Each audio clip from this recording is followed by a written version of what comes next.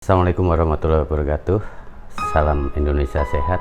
Ayo sehat, jaga jarak agar semua sehat. Terkait dengan COVID-19 atau virus corona di Indonesia ini sudah terus bertambah. Yang positif data jam 1 siang tadi itu sudah sebanyak 369 orang. Kemudian yang sembuh itu ada 17 dan yang meninggal itu ada 32 orang. Hari ini Jumat, ini memasuki hari kelima kita dihimbau oleh pemerintah, baik pemerintah pusat, daerah maupun pemerintah di tempat kita berada, untuk bekerja di rumah, belajar di rumah, dan juga ada himbauan untuk beribadah di rumah. Dari hari ke hari, peta penyebaran COVID-19 ini juga terus berkembang. Pemerintah juga sangat serius untuk melakukan penanganan. Berbagai upaya dilakukan. Yang terbaru adalah rapid test, yang itu kita juga belum tahu petanya di mana, tapi itu sudah mulai dilakukan hari ini. Tadi Presiden Republik Indonesia juga menegaskan, tengah gentingnya kondisi, tak sedikit juga dari kita yang mungkin masih kurang mengindahkan himbauan dari pemerintah atau yang menjadi concern dalam protokol kesehatan, umpama kurangi kegiatan di luar rumah, kurangi interaksi dengan kerumunan dan lain sebagainya. Kita melihat moda transportasi kita juga masih penuh, komuter lain, kemudian bis, bahkan jalan-jalan juga masih penuh. Cukup membuat kita sedih mungkin untuk sebagian orang. Tempat-tempat wisata juga sangat penuh, bahkan ada hashtag libur corona.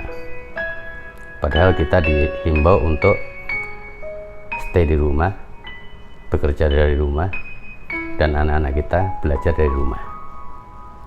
Ini untuk memutus rantai penyebaran virus corona.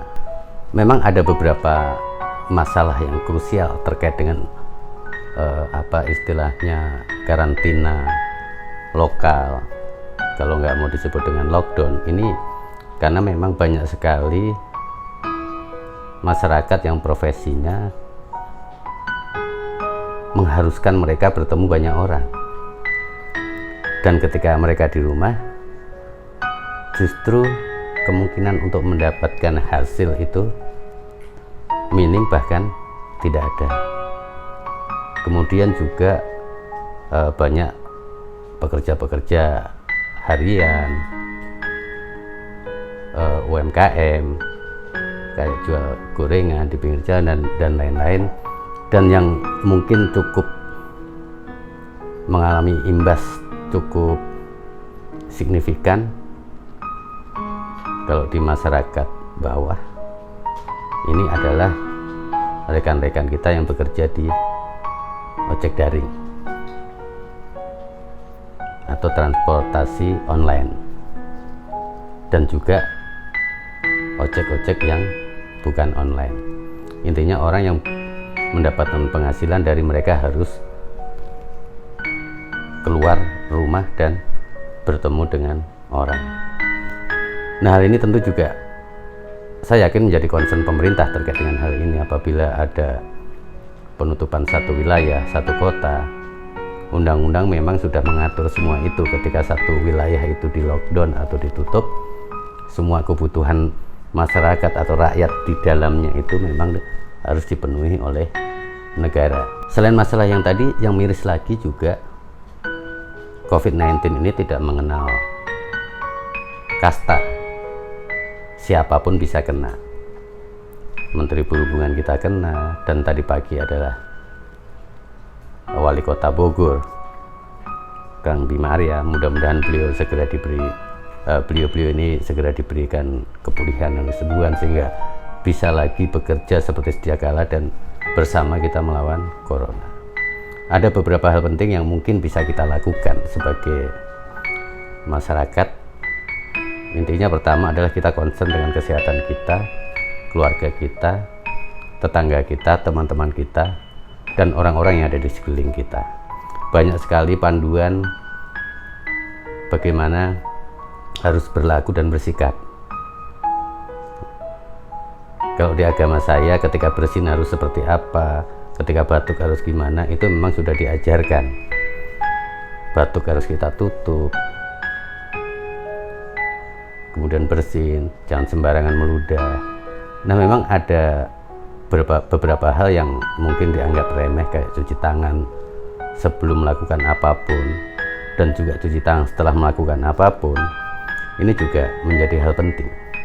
Tapi yang terpenting adalah bagaimana kita tetap menumbuhkan energi positif dalam diri kita, pikiran kita, dan kalau bisa kita tularkan pikiran positif itu, energi positif itu ke sekeliling kita. Jangan sampai kita justru menjadi agen penular dari COVID-19 ini. Dan saya yakin pemerintah juga akan memikirkan buat bagaimana orang-orang yang penghasilannya memang harus profesi-profesi yang memang harus ketemu orang banyak baru dapat penghasilan dan lain-lain. Ini pasti pemerintah juga memiliki simulasi. Nah, kita percayakan terkait dengan kebijakan-kebijakan itu pada pemerintah. Kita sebagai rakyat kita dukung, dan bersama dengan apapun yang bisa kita lakukan, kita mengurangi penularan COVID-19 ini. Dan tentu ada hal yang penting lagi bagi para dermawan, orang-orang yang memiliki kelebihan. Inilah saatnya untuk bersama-sama membantu orang-orang yang memang hidupnya atau mata pencahariannya itu kalau tidak dilakukan dengan interaksi dengan orang lain, tidak keluar rumah, tidak mendapatkan penghasilan. Dan bagaimana dengan keluarga mereka? Nah, ini memang ada baiknya. Saya setuju dengan Dr. Tirta kalau nggak salah pada saat di podcastnya Om Deddy, bagaimana pemerintah mengundang para miliuner, artis, dan lain-lain untuk bersama-sama yuk sumbangkan sedikit rezeki yang memang saat ini sudah banyak untuk membantu orang-orang yang membutuhkan. Dan mungkin untuk para influencer, public figure, dalam kondisi seperti ini turut serta memberikan edukasi yang positif. Jadi bukan malah pamer saldo ATM, pamer harta kekayaan, dan pamer barang-barang mewah, serta hal-hal yang mungkin kalau istilah anak muda kita, hal-hal yang hedon ini kita publikasikan di tengah-tengah kondisi negeri dan dunia yang sedang krisis dalam hal COVID-19. Ayo sehat, jaga jarak, dan kalau tidak penting-penting amat, di rumah saja. Semangat, mudah-mudahan bermanfaat. Assalamualaikum warahmatullahi wabarakatuh.